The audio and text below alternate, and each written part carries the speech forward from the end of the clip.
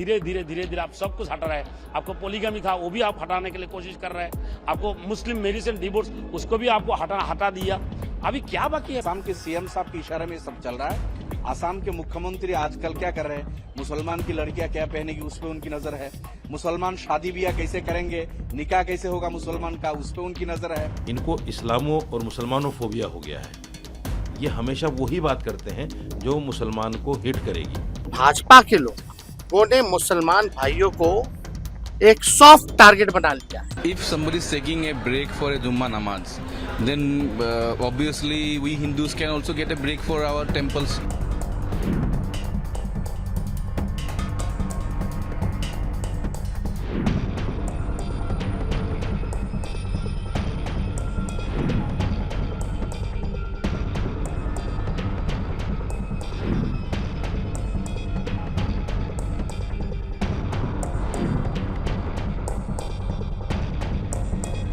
इनको इस्लामो और मुसलमानोफोबिया हो गया है।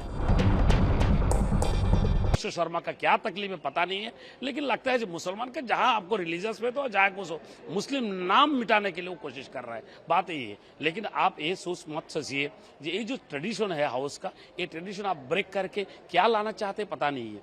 कहीं किसी का तकलीफ तो नहीं हुआ। 90 ईयर्स हो गई आपका असेंबली चल रहा है, उसमें तो कहीं किसी का तकलीफ नहीं हुआ। आपका क्या तकलीफ है इसमें? आप लोग तो असेंबली के अंदर में आपको सिक्युलरिज्म मेंटेन करना चाहिए, कॉन्स्टिट्यूशनल आपको देखना चाहिए। आपको हक जो है हर आदमी का रिलीजियस फेथ है, उनको प्रैक्टिस करने का उसका हर आदमी का होता है ना, दिल चाहता है। लेकिन आप तो हम लोग का दिल तोड़ दिया, ये सही नहीं किया है। और आप क्या करते हैं अंदर में जो खाना वाना जो बनाते हैं इस असेंबली हाउस में, जो खाना देते हैं अच्छी की बात है, ये तो खाना हम लोग खाते रहते हैं।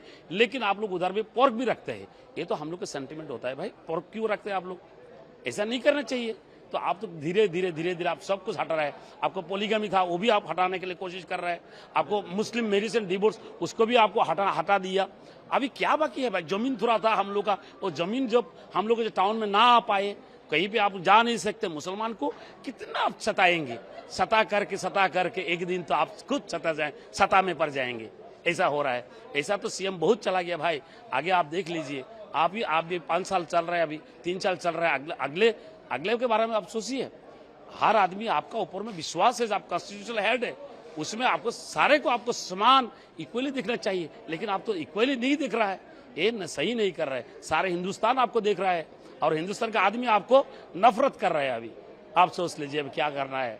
लेकिन आप जो नमाज के लिए जो आप टाइम जो हम लोग होता है जो आप उड्डन कर दिया, कोई बात नहीं, हमको नमाज को उड्डन नहीं कर सकते। हम तो यहाँ से आप टाइम उड्डन हम लोग नहीं रहेंगे, उस टाइम में हम लोग डिवाइस नहीं लेंगे, कोई बात नहीं। तो पहले होना चाहिए, कोई हम लोग को तकलीफ नहीं है। हम तो नमाज पढ़ के आ रहा हूँ भाई, अभी क्या तो तकलीफ है उसमें? आप नमाज पढ़ने में आप रुक नहीं रखने। अगला सेशन से जो है फ्राइडे में थोड़ा 2 घंटे के लिए वक्फा होता था।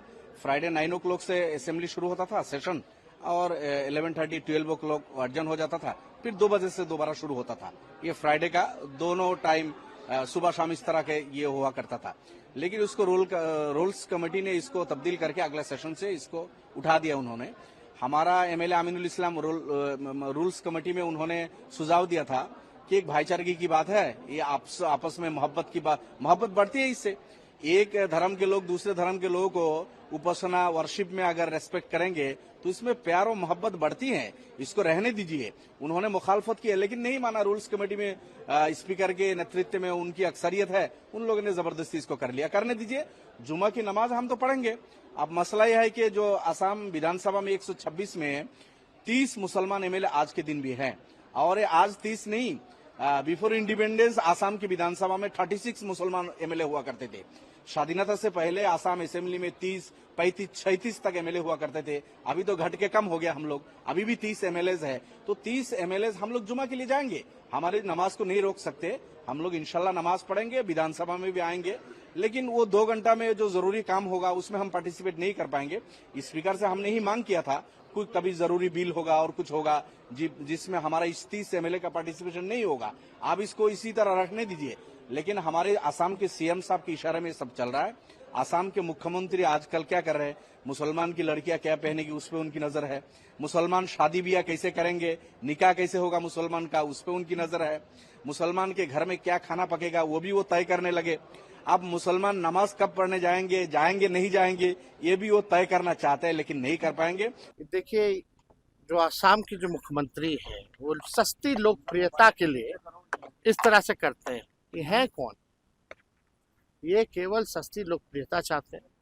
और ये भाजपा के लोगों ने मुसलमान भाइयों को एक सॉफ्ट टारगेट बना लिया है। कभी वक्फ बोर्ड का आ जाता है बिल, कभी सीए एनआरसी का आ जाता है बिल। किसी ना किसी प्रकार से ये माइनॉरिटी के लोगों को, अल्पसंख्यक को, ये भाजपा के लोग तंग करना चाहते हैं, समाज में नफरत घृणा पैदा कराना चाहते हैं। ये लोगों को पता होना चाहिए कि देश के आज़ादी में सभी लोगों का कुर्बानी रहा है, मुसलमान भाइयों का भी रहा है। इसको दरकिनार नहीं किया जा सकता है। और इस देश में संविधान के अनुसार सभी को जो है इजाज़त है, हर धर्म को समानता है, हर धर्म का मान्यता है, ये हमारे संविधान में है। See, as everybody says, India is a secular country. So if you see in that context, if somebody is taking a break for a Jummah namaz, then obviously we Hindus can also get a break for our temples, or if some rituals are there at home, we can also ask for a break, but only for a specific reason, for a specific community's break has been given since so long before independence. I think it's a historic decision. As all religions are same, if somebody wants to go for a namaz, he can go and do his namaz, or what they can ask is they can ask for a room or special space. We have seen in airports, we have seen in many places where there are special rooms are kept to go for a Jummah namaz. They can ask for room, but why 3 hours break? We have many decisions, we have many, today is Friday and still it's almost going to be 4:18. Until 5 we will be having our assembly. If this 3 hours break was supposed not happen, then we could have finished our assembly today by 3 o'clock. But it has to be extended till 5 o'clock. Why? Because there was a break of 2.5 hours or 3 hours for a Jummah namaz. And this namaz can be performed. There is a masjid nearby our assembly. Or they can ask for a separate room where they can do their rituals. So I think it's a historic decision.